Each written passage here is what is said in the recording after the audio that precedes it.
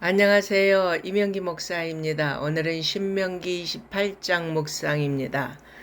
28장은 복과 저주 두 부분으로 나뉩니다. 본문은 율법에 대한 순종에 따르는 개인적, 민족적 축복을 선포하고 있습니다. 하나님이 말씀에 순종하는 자에게 내리시는 첫 번째 복은 세계 모든 민족 위에 뛰어나게 하시는 것입니다. 두 번째 복은 성읍과 들에서 복을 받는 것입니다.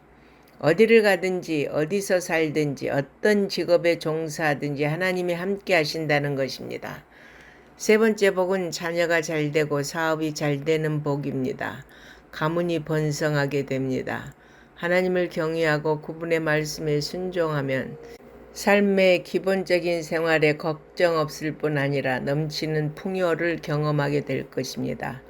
성경은 어디에 있든 하나님과 동행하는 것이야말로 가장 큰 복이라고 말씀합니다. 그러나 하나님과 멀어지면 그 자체가 저주인 것입니다.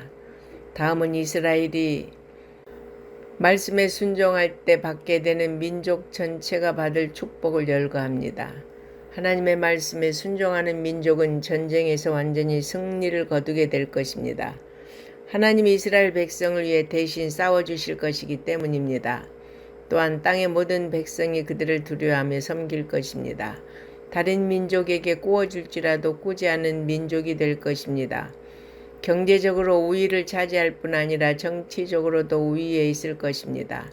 이러한 본문의 축복 약속은 하나님 말씀에 순종하는 자에게 약속하신 것인데, 축복은 하나님과의 바른 관계에서 오는 열매임을 다시 한번 깨닫게 됩니다. 지금까지 모세는 순종이 가져오는 복에 대해 선포했습니다. 그러나 이제부터는 불순종으로 인해 받게 될 저주를 선포합니다.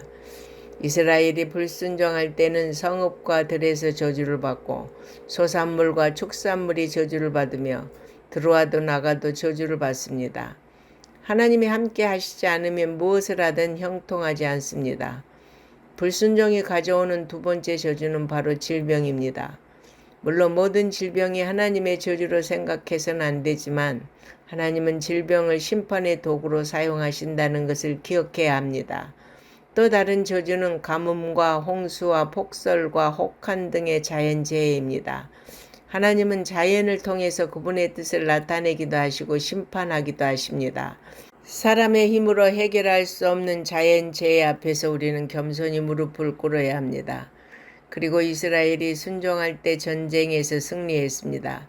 그러나 불순종한다면 그들은 전쟁에서 패할 것입니다. 복과 저주는 이처럼 대조적입니다.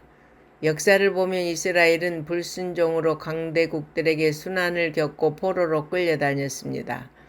불순종하는 자들은 마땅히 누려야 할 권리조차 박탈당하게 될 것입니다.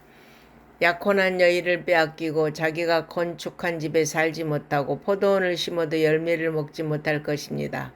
가축과 자녀를 다 빼앗길 것입니다. 인간이 아무리 노력해도 하나님이 지키지 않으시면 바람 앞에 겨와 같을 것입니다. 이스라엘이 계속 하나님 말씀에 불순종하고 우상 숭배하면 자신들의 땅에서 쫓겨나 하나님을 섬기지 않는 이방 나라로 끌려갈 것입니다. 이 말씀대로 훗날 우상 숭배에 빠져 살던 이스라엘은 결국 멸망의 아수르와 바벨론으로 끌려갔고 놀람과 조롱과 비방거리가 되었습니다. 하나님은 모든 말씀을 반드시 이루십니다. 복에 관한 말씀이든 저주에 관한 말씀이든 하나님은 말씀하신 대로 성취하십니다. 하나님께 순종하지 않는 자의 삶에는 굶주림과 가난, 속박만 있을 뿐입니다. 인간으로서 해선 안 될 자녀를 잡아먹는 극악무도한 비인간적인 행위도 서슴지 않고 하게 됩니다. 이스라엘은 역사상 이러한 일이 몇 차례 현실로 나타났습니다. 우리는 하나님의 심판이 임하기 전에 불신앙을 깨닫고 하나님께로 돌아서야 합니다. 하나님의 심판이 임하면 후회해도 소용이 없습니다. 하나님이 이렇게 심판을 경고하심으로써 이스라엘이 언약을 충실하게 이행하기를 바라셨습니다. 오늘날 우리에게 이 같은 말씀을 주시는 이유도 이스라엘을 거울 삼아 우리가 하나님의 말씀에 순종하기를 바라시기 때문입니다. 우리는 하나님의 자녀입니다. 하나님은 반드시 말씀을 이루시는 분임을 기억하고 순종하는 삶으로 날마다 하나님의 은혜를 누리시기를 바랍니다. 아멘.